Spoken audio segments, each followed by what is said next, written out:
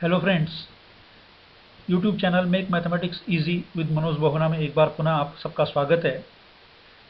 आज हम इस वीडियो में गतिविधि आधारित शिक्षण या लर्निंग बाय डूइंग पर बात करेंगे। गतिविधि आधारित शिक्षण की एक ऐसी विधि है जिसमें कि छात्र स्वयं अपने अनुभवों के आधार पर किसी भी सिद्धांत का सत्यापन करता है और उसके बारे में ज्ञान प्राप्त करता है। इस प्रकार प्राप्त ज्ञान न केवल रुचिपूर्ण होता है बल्कि स्थायी भी होता है। इस वीडियो में हम एक ही टीएलएम के माध्यम से ज्यामिति की विभिन्न आकृतियों और उनसे संबंधित प्रमेयों की जानकारी प्राप्त करेंगे। इस टीएलएम को बनाने के लिए एक कार्डबोर्ड या प्लाईवुड का इस्तेमाल किया गया है और उस पर एक वृत्त बनाकर उसी के अंदर एक वर्ग और एक आयत तथा कुछ त्रिभुज की रचना की गई है। इसके वृत्त के केंद्र में एक 360 डिग्री के चांदे तथा परिधि पर विभिन्न स्थानों पर, जैसा कि हम यहाँ पर देख रहे हैं, 8 180 डिग्री के चांदों का इस्तेमाल किया गया है। इस टीएलएम का उद्देश्य ज्यामिति की विभिन्न आकृतियों की परिभाषा, उनके गुणों एवं विभिन्न प्रमेयों की जानकारी प्राप्त करना है, जिसका ज्ञान स्वयं बच्चे क्रियात्मक रूप से प्राप्त करते हैं और उनका ज्ञान न केवल स्थायी होता है एवं अपने अनुभव पर आधारित होता है बल्कि इससे वे रुचिपूर्ण शिक्षा भी प्राप्त करते हैं। इसके लिए हमें इस टीएलएम के अतिरिक्त एक पटरी या किसी भी रंग के एक धागे की आवश्यकता होती है और इस प्रकार हम कैसे विभिन्न आकृतियों की परिभाषा और उनके गुणों और प्रमेयों की जानकारी प्राप्त करते हैं, वे हम यहाँ पर देखते हैं। इस टीएलएम में जो समाहित पाठ्य वस्तु है उसमें हम वर्ग की परिभाषा और उसके विभिन्न गुणों की जानकारी प्राप्त करते हैं, आयत की परिभाषा एवं उसके विभिन्न गुणों की जानकारी प्राप्त करते हैं, त्रिभुज की परिभाषा, त्रिभुज के भुजाओं और कोणों के आधार पर कितने प्रकार होते हैं, उसके कोण योग गुण और त्रिभुज से संबंधित अन्य विभिन्न प्रमेयों की जानकारी इस टीएलएम के माध्यम से हम प्राप्त कर सकते हैं। इसके अतिरिक्त वृत्त की परिभाषा और उससे संबंधित विभिन्न पदों, जैसे कि वृत्त का व्यास, त्रिज्या, जीवा, वृत्तखंड, त्रिज्यखंड आदि की जानकारी और वृत्त से संबंधित विभिन्न प्रमेयों की जानकारी प्राप्त कर सकते हैं। इसके अतिरिक्त हम पाइथागोरस प्रमेय के कथन की जानकारी और उसका सत्यापन भी कर सकते हैं। हम चक्रीय चतुर्भुज के बारे में, समांतर चतुर्भुज के बारे में, ज्यामिति के अन्य कई प्रमेयों को इस मॉडल के माध्यम से हम स्पष्ट कर सकते हैं। सर्वप्रथम हम वर्ग की परिभाषा यदि स्पष्ट करना चाहते हैं तो हम यहाँ पर देख रहे हैं जो हमें एक धागे से घिरी हुई एक आकृति दिखाई दे रही है। हम जानते हैं कि चार भुजाओं से घिरी हुई एक ऐसी ज्यामितीय आकृति जिसकी चारों भुजाएं समान होती हैं तथा प्रत्येक कोण एक समकोण होता है, वर्ग कहलाती है। तो हम यहाँ पर छात्र से इसकी जो चारों भुजाएं हैं उनको माप कर दिखा सकते हैं तथा इसके जो चारों कोण हैं उनको माप कर दिखा सकते हैं कि हमें चारों भुजाएं समान लंबाई की प्राप्त हो रही हैं और प्रत्येक कोण 90 डिग्री का प्राप्त हो रहा है। इस प्रकार की जो आकृति होती है वह वर्ग कहलाती है। इसके अतिरिक्त वर्ग से संबंधित जो गुण होते हैं कि वर्ग के विकर्ण परस्पर समकोण पर समद्विभाजित करते हैं। हम देख सकते हैं कि केंद्र पर जो वृत्त के विकर्ण परस्पर समद्विभाजित कर रहे हैं वहाँ पर 90 डिग्री के कोण हमें प्राप्त हो रहे हैं और हम लंबाई नाप कर भी देख सकते हैं कि ये एक दूसरे को समद्विभाजित कर रहे हैं। इसके अतिरिक्त विकर्ण वर्ग के प्रत्येक कोण को समद्विभाजित करते हैं। यह भी हम देख सकते हैं कि चारों जो इसके कोण हैं वे इसके विकर्णों के द्वारा समद्विभाजित हो रहे हैं। इसके अतिरिक्त यदि किसी वर्ग की भुजा है कि माप a हो तो उसका विकर्ण a वर्गमूल 2 होता है, वह भी हम माप कर यहाँ पर स्पष्ट कर सकते हैं। इसके अतिरिक्त हम आयत की परिभाषा कि चार भुजाओं से घिरी ऐसी ज्यामितीय आकृति जिसकी आमने सामने की भुजाएं समान लंबाई की होती हैं तथा प्रत्येक कोण एक समकोण होता है, आयत कहलाती है, वह भी हम यहाँ पर स्पष्ट कर सकते हैं। इसके अतिरिक्त हम आयत के विकर्णों से संबंधित जितनी भी प्रमेय हैं उनका भी हम यहाँ पर सत्यापन कर सकते हैं, उनके जो गुण हैं उनका हम यहाँ पर सत्यापन कर सकते हैं। त्रिभुज की जो परिभाषा है कि तीन भुजाओं से घिरी हुई ज्यामितीय आकृति त्रिभुज कहलाती है, उसको हम यहाँ पर दिखा सकते हैं।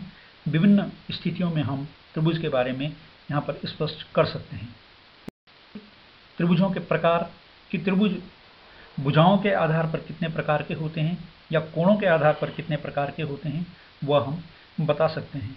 यदि किसी त्रिभुज की नाप कर हम देख सकते हैं कि तीनों भुजाएं समान हैं तो वह समबाहु त्रिभुज होगा, दो भुजाएं समान हैं तो समद्विबाहु त्रिभुज होगा, और यदि कोई भी भुजा समान नहीं है तो विषमबाहु त्रिभुज होगा।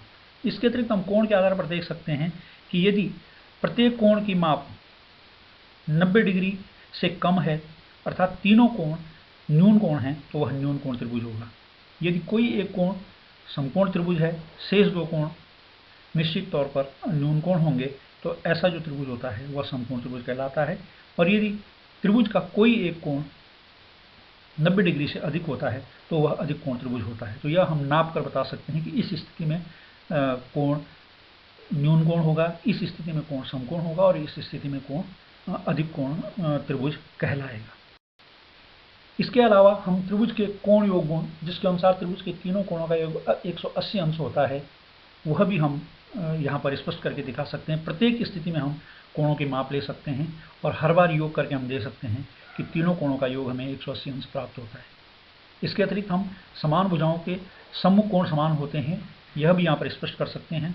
हम समान कोणों के सामने की भुजाओं को माप कर देखते हैं, इसी प्रकार समान कोणों की सम्मुख भुजाओं को माप कर देख सकते हैं। तो हम सत्यापित कर सकते हैं कि समान भुजाओं के सम्मुख कोण समान तथा समान कोणों के सम्मुख भुजाएं समान हो। इसके अतिरिक्त वृत्त से संबंधित विभिन्न जो पद हैं, जैसे कि वृत्त का व्यास, एक वृत्त की वह बड़ी से बड़ी जीवा जो कि वृत्त को दो समान भागों में विभाजित करती है, वृत्त का व्यास कहलाती है। वृत्त की त्रिज्या के बारे में जानकारी दे सकते हैं, वृत्त की जीवा के बारे में जानकारी दे सकते हैं कि एक ऐसी रेखा खंड जो कि वृत्त को दो भागों में विभाजित करती है वह वृत्त की जीवा कहलाती है। तो यह सारी जो पद हैं, ये जो सारे तथ्य हैं, हम इस मॉडल की सहायता से स्पष्ट कर सकते हैं।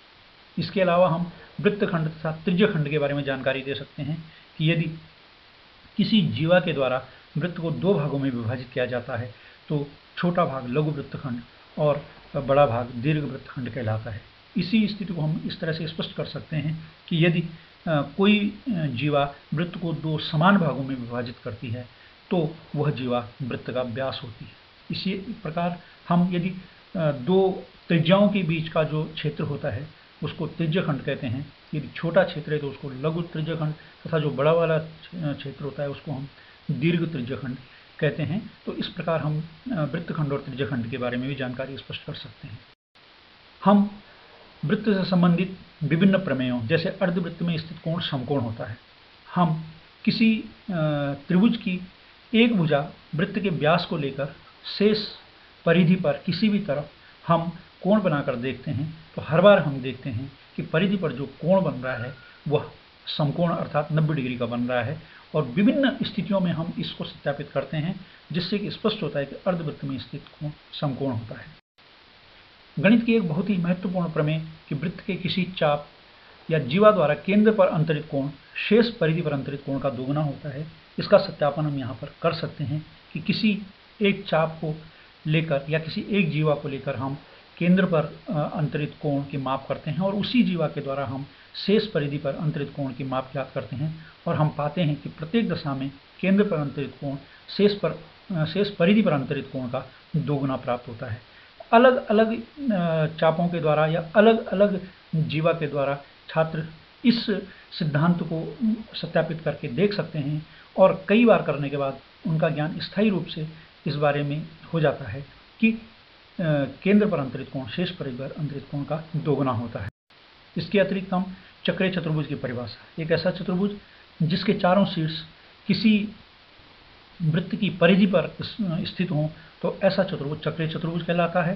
तथा इससे संबंधित विभिन्न जो प्रमेय हैं कि चक्रीय चतुर्भुज के सम्मुख कोण संपूरक होते हैं, तो हम नाप कर देख सकते हैं कि प्रत्येक स्थिति में जो आमने सामने के कोण होते हैं उनका योग 180 डिग्री प्राप्त होता है। तो इस प्रकार गणित की विभिन्न अवधारणाएं, गणित की विभिन्न आकृतियों से संबंधित प्रमेयों और उनकी परिभाषाओं के बारे में हम इस मॉडल की सहायता से जानकारी प्राप्त कर सकते हैं। यदि आपको यह वीडियो पसंद आया हो तो इसे लाइक और शेयर अवश्य करेंगे तथा channel make mathematics easy with Manoj Bahuguna को सब्सक्राइब करने की कृपा करेंगे। धन्यवाद।